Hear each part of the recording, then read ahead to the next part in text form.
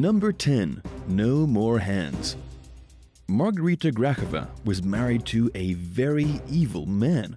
Her marriage ended in a horrifying display of violence. Her extremely abusive husband kidnapped her, then chopped off both her hands with an axe. It happened in December of 2017. Her husband at the time, Dmitry Grachev, drove her to an isolated part of a forest near their home in St. Petersburg, Russia. He then beat her with the blunt end of an axe, delivering over 40 blows across her body and leaving her half dead. As if beating her senseless wasn't enough, he then hacked off both her hands, leaving her horribly disfigured for the rest of her life. The only good thing was that it was cold outside. Her bones were pulverized and her flesh was ripped apart, but the cold kept her body and one of her severed hands well preserved. Doctors were miraculously able to reattach one of them, although she's not able to do much with it. These days, Margarita has a prosthetic on the end of her right arm that allows her to grab objects and make some subtle movements.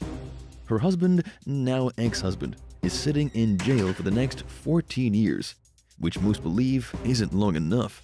Since the attack, Margarita has dedicated her life to protecting victims of domestic violence in Russia. She's even gotten herself a program on Russian TV to help bring the horrendous reality of what these evil men do into the spotlight. Number 9. Stone Cold Florida Killer. Robert Kessler was arrested on drug charges, but now he's facing an additional charge of second-degree murder, as well as a charge for the abuse of a dead human body. His victim was identified as Stephanie Krohn Overholtz, 47 years old. Parts of her body were discovered in November by fishermen in McKay Bay. The police couldn't identify her because she was chopped into pieces. They had to post a picture of a tattoo on one of the body parts, which was ultimately identified by Stephanie's family.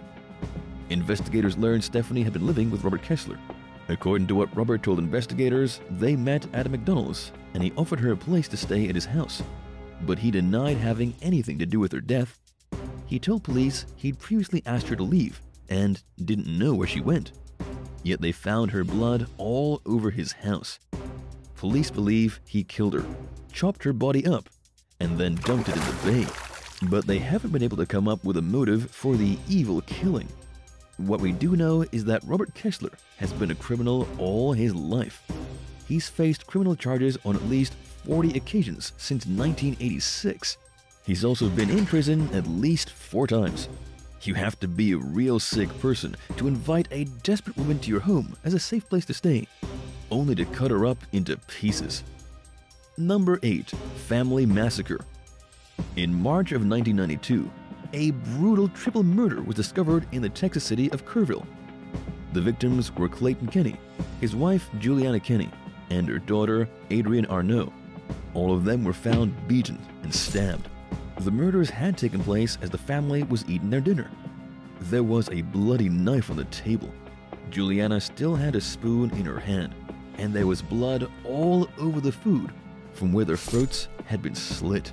It was terrible. But the cops didn't immediately know what happened. There was no sign of forced entry. There were blood tracks on the carpet, and there were car tracks outside from where the killer had parked. The only thing of value missing was a rare spoon collection. The man investigating the killings was Joe Davis of the Texas Rangers. He believed somebody had a grudge against the family, but he didn't know who. He and his team looked at several suspects, but couldn't get enough evidence against any of them. 3 weeks into the case, they discovered a fingerprint, but they didn't get any matches. It was nearly a year later that they got a tip over the phone suggesting a man named James Steiner was responsible. He was at the local state hospital seeking mental health treatment. According to the phone call, he had admitted to one of the employees that he had recently killed 3 people. Investigators learned Clayton had hired him a year earlier to take care of his wife one weekend at their house. The police went and arrested him, and he admitted to murdering the entire family because he needed money for drugs. Yet all he got away with was a measly $25, which he used to buy some pot. The spoons had turned out to be useless. In the end, this evil man was sentenced to death and killed in 2003 by lethal injection. Number 7. The deranged pianist. Zachary Hughes may have gone to the most prestigious music school in the nation, but even with all his talent, he still turned out to be an evil villain. He was a concert pianist who once said he was on a mission to fill the world with music, but that mission ended abruptly when he stabbed a woman to death in South Carolina. Zachary was only 29 years old when he went to the dark side. His victim was a 41-year-old veterinary technician named Christina Parcell, who loved puppies. Her corpse was discovered in her home in Greer on October 15th, 2 days after she was killed. She was found with several sharp force injuries. Zachary had butchered her like a monster. But this case involves several bad characters, and it's actually rather confusing. Christina's fiancé, Bradley Post, was arrested before her death on charges of third-degree exploitation of a minor. This was a very bad dude who was found with extremely inappropriate videos of minors in his possession. He had produced the material himself on at least 5 instances for redistribution. As of right now, police have no idea where Zachary fits into all of this. We have a predator who was supposed to be married to Christina, and then a trained musician who spent his spare time dressing up like the Lord of the Rings characters, accused of murder. Then there's Bradley's friend, John Mello, who was his accomplice in distributing the illegal videos. It's unclear whether Christina knew about any of this, or if Zachary was connected to the two perverts. What do you think is going on in this case? How are all these evil men connected to a seemingly innocent veterinarian? Let us know in the comments, and don't forget to hit subscribe before the end of the video. Number 6. Severing ties. In the southwestern city of Avaz in Iran, Mona Haydari was decapitated by her husband and her brother-in-law in a case that shocked the whole country. But it gets even more shocking. A viral video swept across the internet of Mona's husband holding his 17-year-old wife's head in the street. He allegedly discovered she had been cheating on him, and so he cut off her head and showed it to the entire world. Iranian police officers have arrested 2 men in connection with the killing. Iran's Vice President for Women's Affairs has called on Parliament to take drastic, urgent measures to raise awareness of this kind of spousal abuse. In fact, it erupted the whole country, with people demanding social and legal reforms. Obviously, there's something very wrong when a man can cut the head of his wife and then display it proudly like a trophy in the street. This guy is still living in 1327. Still, nothing changed the fact that this was an evil act perpetrated by an evil man with the help of his evil brother. Number 5. Jealous and evil. Michael Rawl really thought he could get away with killing his ex-partner by convincing the police she stabbed herself in the back. Spoiler alert, it didn't work. Michael attacked his ex-girlfriend Charlotte Huggins at her aunt's house in East London on January 1st. Just days before the attack, Charlotte had an extremely disturbing incident with the man. She accused him of being a lunatic and holding a knife to her stomach. The Crown Prosecution Service is now saying this was no freak accident, but a deliberate attack by a deranged and jealous man. On New Year's Eve, Charlotte went to a bar to celebrate. She went home with a friend at around 2 o'clock in the morning. That was when Michael showed up. When he saw Charlotte with another man, he blew up in a fit of rage. He plunged a knife into her back, killing her right there on the spot. And to try to shrug the blame off, when the police arrested him, he said she did it herself. Not for a second did the police believe him. Michael has since been charged with murder. Number 4. A deal with the devil. Danielle Hussein was 19 years old when he attacked Nicole Smallman and Bibba Henry as they walked through a park in London, England. He stabbed Bibba 8 times and Nicole 28 times. They were out celebrating Bibba's birthday and had decided to take a shortcut through the Friant Country Park. Neither had ever imagined in their wildest dreams they would be confronted by a maniac with a knife.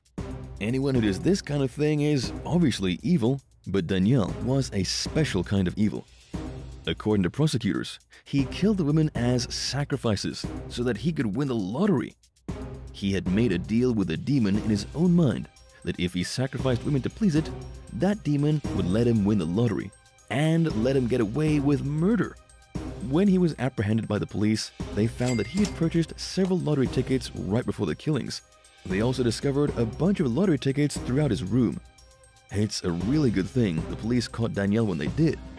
He admitted his intentions to sacrifice 6 women every 6 months until he eventually won the Mega Millions super jackpot. It's a tragedy that he even made it to 2, but at least he didn't make it to 6. Number 3. A date with the devil. From a deal with the devil to a date with the devil. Katie Locke lived with her parents in England when she was 23 years old. She was described by friends and family as a generous person who loved life. She loved life so much that she was trying to meet someone to share her days with, using the site Plenty of Fish. She met a man named Carl Langdell, who took Katie back to his room at a greasy motel in the early hours of Christmas Eve and strangled her to death. As a 2015 Christmas gift to himself, Carl took Katie's life and left her body in a bush near the hotel grounds. There was no rhyme or reason behind this attack, as seems to be common with murders committed by evil men. Katie was a confident and fearless woman who was working as a history teacher at a school in London. Carl, on the other hand, was examined by a forensic psychiatrist, Dr. Philip Joseph, and deemed emotionally unstable. He was also found to have psychopathic disorders. The pathologist in the case, Charlotte Randall, determined the cause of death to be compression of the neck. But at the inquest, Charlotte added that the attack was long and accompanied by extreme sexual violence. Katie didn't die immediately, but was slowly strangled by her killer. Carl was given a minimum term of 26 years in June of 2016. Shortly after, he was found in Wakefield maximum security prison with his throat slit. Number 2. New York Strangler. In 1993, a man in New York strangled a teenager to death with her own bra. She was just 17 years old, an innocent child who was murdered by the evil Joseph Belstadt. The tragedy occurred on the 19th of September when 2 witnesses saw Mandy Steingasser get in Joseph's car. It was the last time she was ever seen alive. 1 month later, her decomposed corpse was found in a ravine. She had been strangled to death, although she also showed signs of a skull fracture from being beaten. Police found DNA evidence in Joseph's car, but they couldn't actually identify the DNA belonging to Mandy. Not until 2017. It took 28 years for Joseph to be brought to justice, finally found guilty and sentenced to 25 years to life. When he was found guilty in court, Joseph denied it through his teeth. He said he didn't kill her, he would never have done such a thing, and that they got the wrong guy. Because of his denial, we never did get a proper confession or admission of guilt, or even a motive. We still don't know why he strangled a poor teenager with her own bra and then dumped her body. Number 1. Indiscriminate evil. Brianna Kupfer was the victim of indiscriminate evil. At 24 years old, Brianna was working at a luxury furniture store in Los Angeles. On January 13th, a man named Sean Laval Smith walked into Croft House where Brianna was doing a shift by herself. She had never seen this man before, but she didn't like the look of him. She messaged a friend and said a man was in the store making her feel uncomfortable. Moments later, Sean walked up and stabbed her. He then walked casually out of the store and went along with his business. It wasn't until about 20 minutes later that a customer came in off the street and found Brianna lying in a puddle of her own blood. Her killer was apprehended 15 miles away in Pasadena. He has since been charged with murder, but he never was able to come up with a logical motive. According to the police, it was a completely random killing. This guy woke up in the morning and decided he was going to stab someone to death. It doesn't get much more evil than that. How do you think a person becomes so evil? Let us know your thoughts on these terrible murderers in the comments. And thanks a lot for watching today's video. For more shocking videos, hit that subscribe button and come back soon. Bye!